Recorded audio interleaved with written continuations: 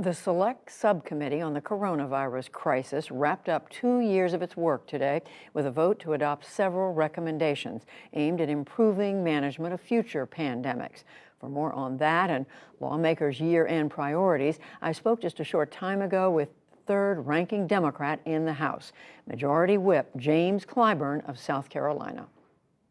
Congressman Clyburn, thank you very much for joining us. Remind us what the mission of this select subcommittee was and what are your main findings about the early management of this crisis? Well, thank you very much for having me. You may recall COVID-19 visited our shores back in 2020. And when our nation began to respond, our response was inadequate for many reasons. Some is that we were not prepared for this pandemic. But in the process of getting prepared, Congress went to work appropriating monies to do things that needed to be done to keep businesses open, try to keep schools open, try to get people vaccinated. But first you had to get them tested. And so we were really behind the eight ball and rushed a lot of money out there to do that. In the midst of all of that, Speaker Nancy Pelosi decided that there needed to be some oversight of all of this. And so she created this subcommittee. We went to work and we adopted 3 words as our watchwords: efficiency, whether or not this money was being spent efficiently, whether or not it's being spent effectively, and whether or not it's being spent equitably. Now, this committee was created without a single Republican vote, but our job was to oversee the spending of the money. And I think we did a pretty good job. And the Republicans, as you know, are saying that the committee should have also focused on the Biden administration because, of course, the pandemic has continued right through the first couple of years of this administration. What about that? We did focus on the Biden administration, and we commended the Biden administration for cleaning up the misinformation that was left over from the former administration, should I call it. We remember what happened back then. President Trump decided that it was all be over in a week or two. Started out saying 2 or 3 people from China, started out coming out with all kinds of cures that did not exist and denying the science. Then our investigation determined that there were a lot of people in his administration that were overruling the activities of the scientists, putting their politics above the betterment of the people.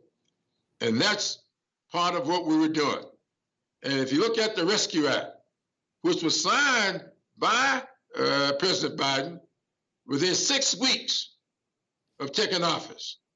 And the Rescue Act got shots in people's arms, got schools reopened, got people back to work, and we still are trying to recover, and we're doing a much better job because we let the scientists do their work.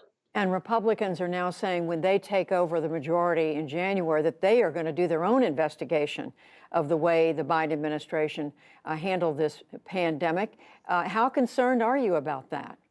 Not at all. Not at all. We did look into the Biden administration.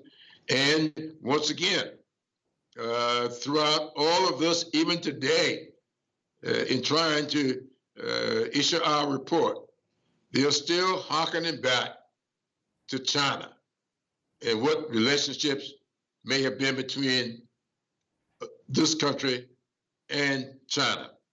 That was not our job. Our job was to look at the money that was going out, whether or not it was being used efficiently, effectively, and equitably. And we saw in instance after instance.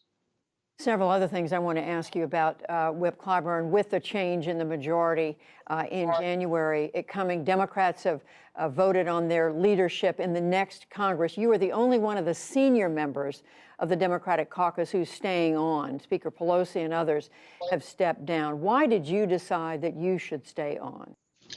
Many reasons. The Congressional Black Caucus made it very clear to me that the South needed to be at the table. I'm the only Southerner at the table. And I would remind people that I'm the only one in leadership that was ever denied by law to even get to Congress in the first place. I was 52 years old before the Voting Rights Act was kicked into place to allow me to go.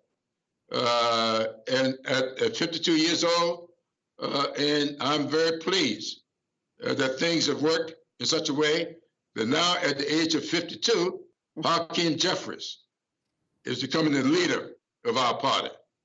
A lot of us paid some significant sacrifices to get to this point, I among them.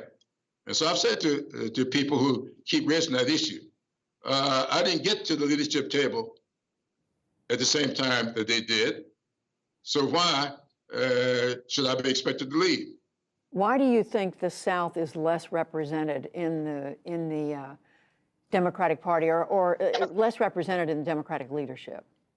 Because we've allowed these laws to exist.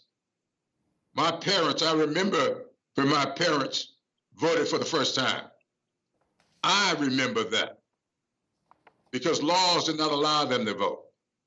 And we all know what has been the law of the land.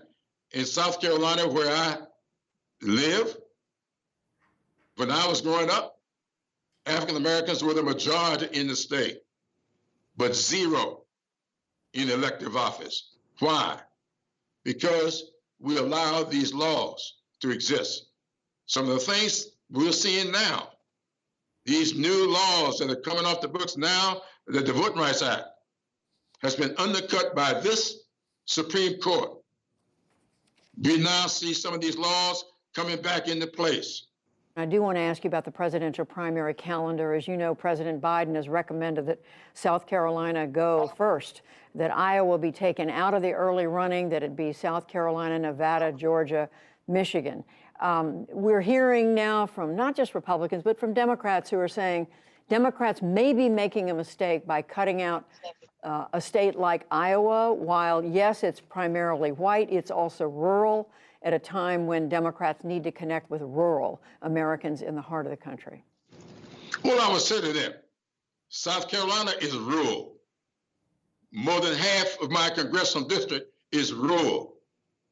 More than half of African Americans who live in this country live in the South. So what reflects the Democratic Party more, South Carolina or Iowa? New Hampshire or Georgia? Come on now.